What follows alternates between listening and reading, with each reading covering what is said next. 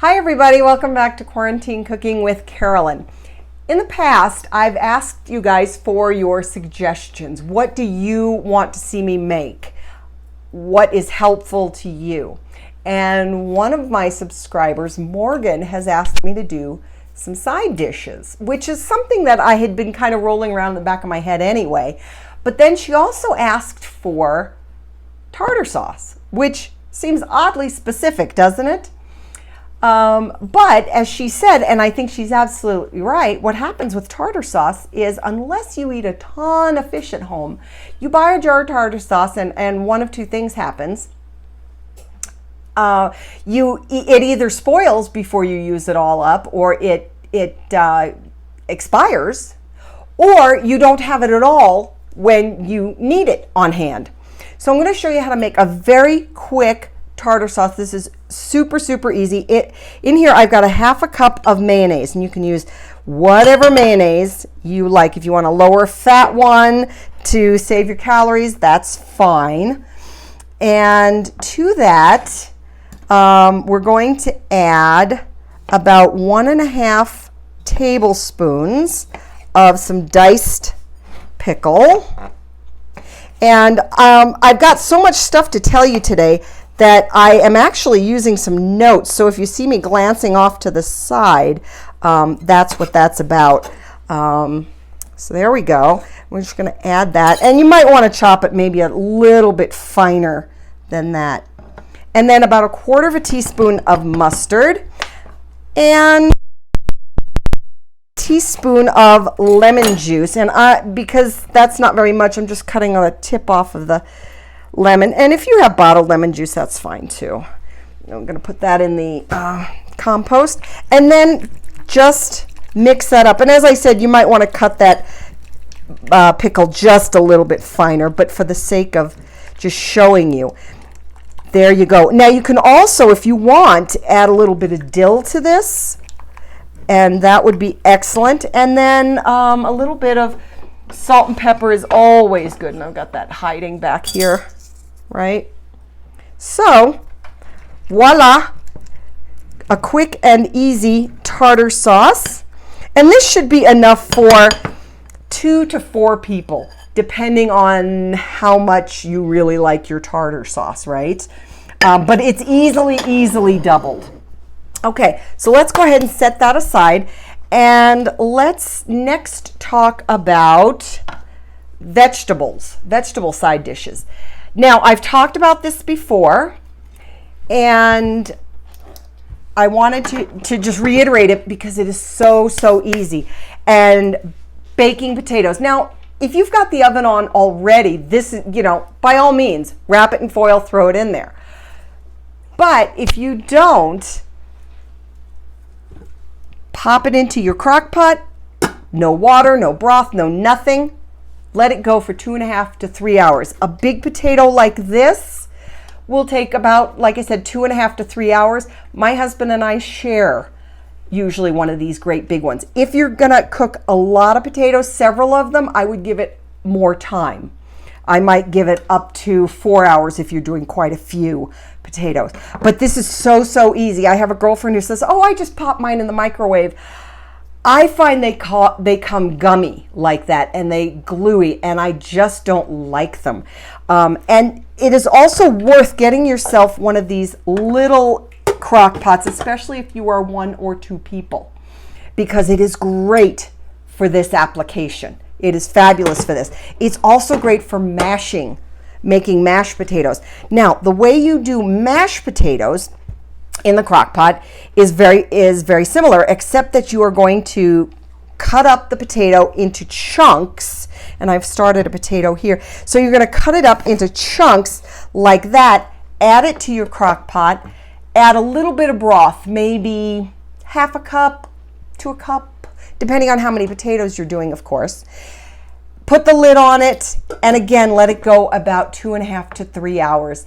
And then take your potatoes out and mash away. If you don't have broth, you can absolutely do this with water, just the same way you would do it on the stove.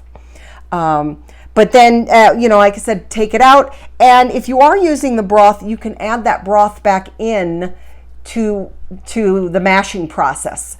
And then just add your salt, pepper, garlic, milk, butter, whatever you want to add to your mashed potatoes.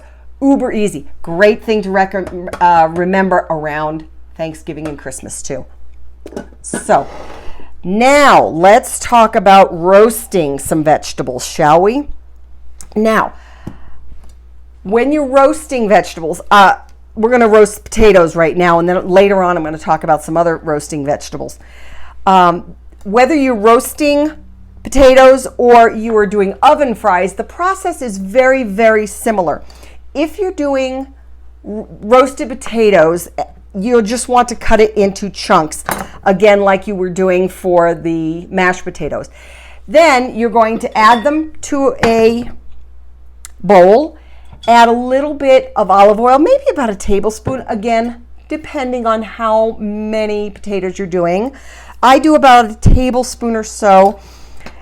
Add your salt, your pepper, your garlic powder, whatever seasonings you want. You can add paprika, rosemary. I like rosemary on roasted potatoes. That's really good. Toss it, and then add it to a sheet pan. Put it in the oven at about 400 to 425 degrees for about 40 minutes until they brown. They should get really brown on the outside. Now, if you want to do oven fries, the process is similar. And you can see here, at least I hope you can. Let me move my notes. What I've done is just made sticks out of them. I've made fries out of them. That's a little bit that's not very good. And what I've done is I've halved the potato, and then I've halved it again lengthwise. And then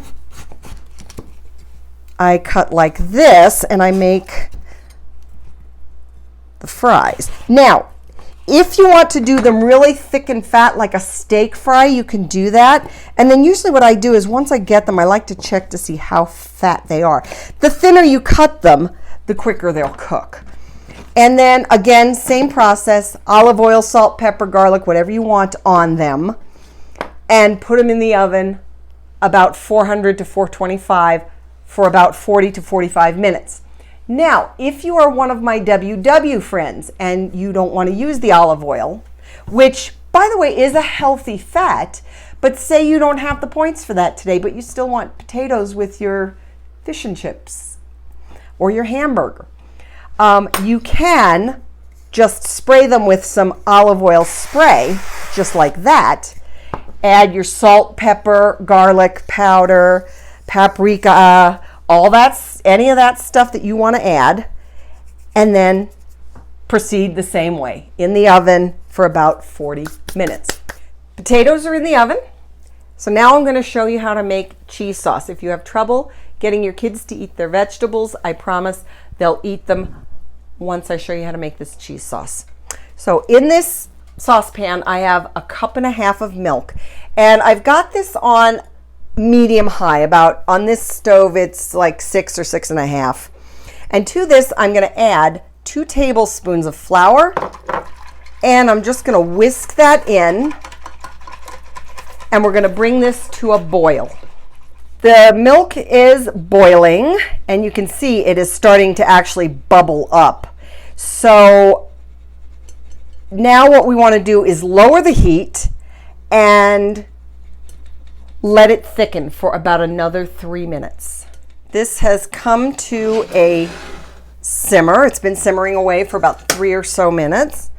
And I'm going to take it off the heat. And I'm going to add to this about 3/4 cup of cheese. And you can add sharp cheddar or cheddar of some kind. You can use a Mexican blend. If you want to make it a little lower fat, you can use a 2% cheese. For that matter, you can use a lower fat milk as well and make it a little bit lighter that way. And we're just going to whisk that in until it's smooth. And then we are going to add 2 teaspoons of mustard. And you can use yellow mustard, or if you have Dijon, that would be nice. And then a little bit of salt and pepper to taste.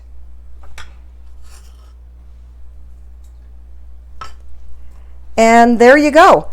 a nice, really simple cheese sauce, and I guarantee you put this on a baked potato or broccoli or cauliflower, your kids will eat it up. So give some of these ideas a try and let me know how it works out, because I know you've got this.